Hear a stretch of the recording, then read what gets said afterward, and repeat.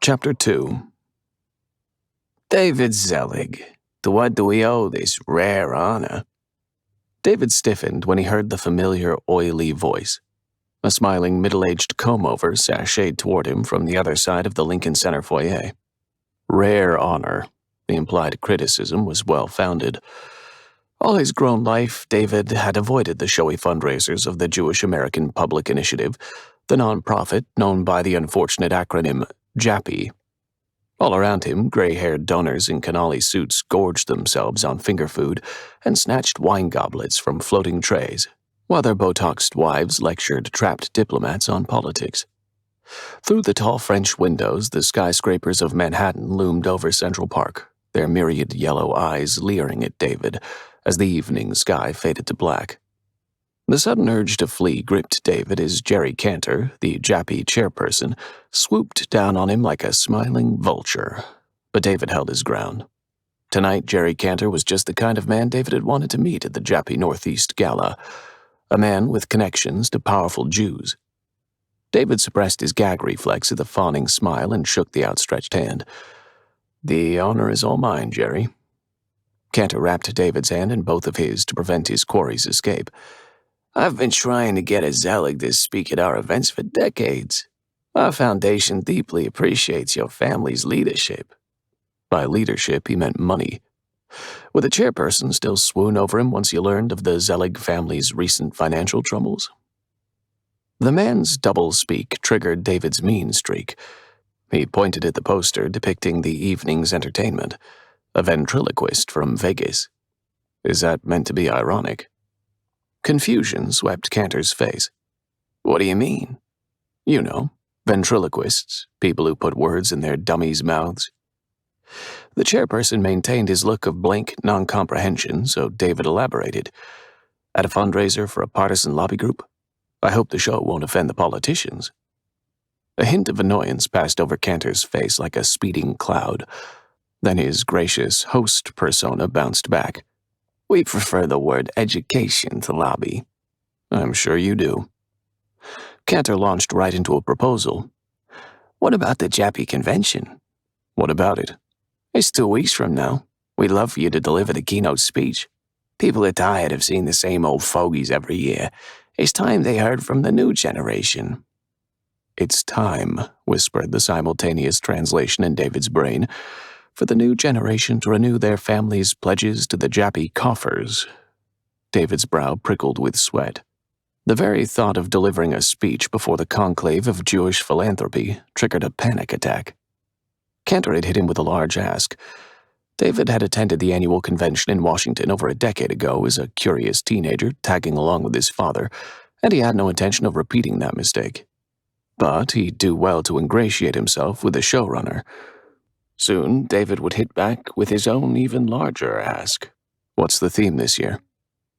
Cantor framed an invisible banner with his hands. "Protect America's minorities." Now that was a cause David could rally behind. At last, a Jewish organization was facing the hydra of anti-Semitism. "I like it. It's about time we did something about those synagogue shootings." "Synagogue shootings?" Cantor said, aghast. "No, David, we're talking about African and Latin Americans. We're talking persecuted minorities, those who suffer from systemic prejudice and racism. Not Jews. America has treated us very kindly."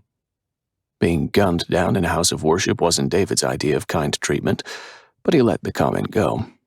Was Cantor the wrong man for the job, or had David approached him at the wrong time?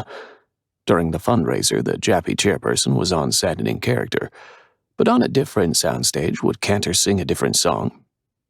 "Jerry, I need a favor." "Anything, Mr. Zelig. Name it." "Can we speak in private?" Cantor swallowed hard and nodded, unable to deny the request of an important donor, but probably sensing a dressing down by the young heir. He led David behind a curtain and into a side room jammed with stacks of padded conference chairs. "Yes? Isn't it time we used our clout for our own protection?" "What do you mean?" Again, Cantor seemed genuinely confused. Was the source of his confusion David's talk of their clout or their need for protection? A group of Jewish leaders to get things done on the quiet, behind the scenes, like the elders of Cantor clamped a hand over David's mouth. "David," he hissed, "never say such a thing." David's heart thumped in his chest. The hairs on the back of his neck bristled. Did the Elders of Zion already exist? Was this toady his gateway to a hidden world of Jewish domination? When the hand released his mouth, David whispered, "Does the Elders exist?" "No, of course not. But the haters will use any excuse to fan the flames. Do you have any idea how precarious our situation is? Supremacists gun down Jews in synagogues. College kids beat up Jews on campus. A rolling pogrom is ravaging Brooklyn, but that doesn't even make the news." A hunted expression transformed Cantor. "You talk of power and clout, the all-powerful Jewish lobby." He rolled his eyes and groaned. "Don't mistake Jappy for power. These events of ours are glorified ransom payments. Here, enjoy this tasty dinner. Now please, pretty please, treat us like everyone else. We're begging for scraps at the table of human rights, David.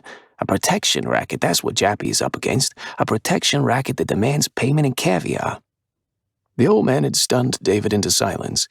There was no Elders of Zion. Jewish money was a fanciful illusion. But Cantor wasn't done.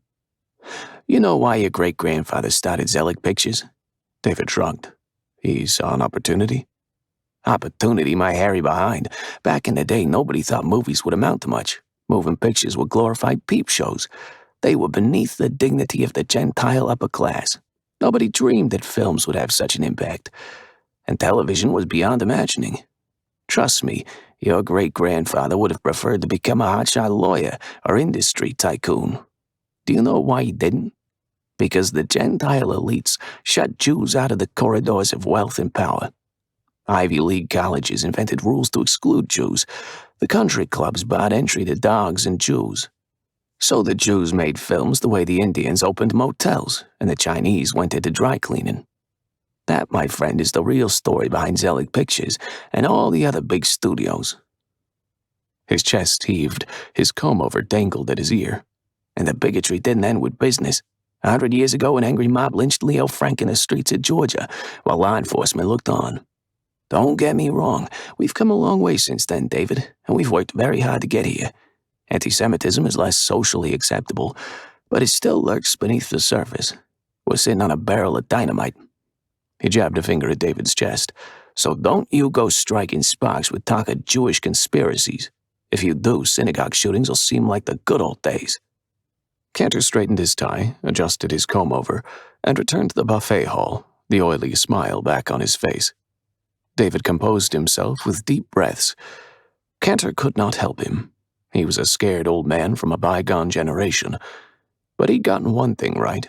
David was tired of listening to old fogies.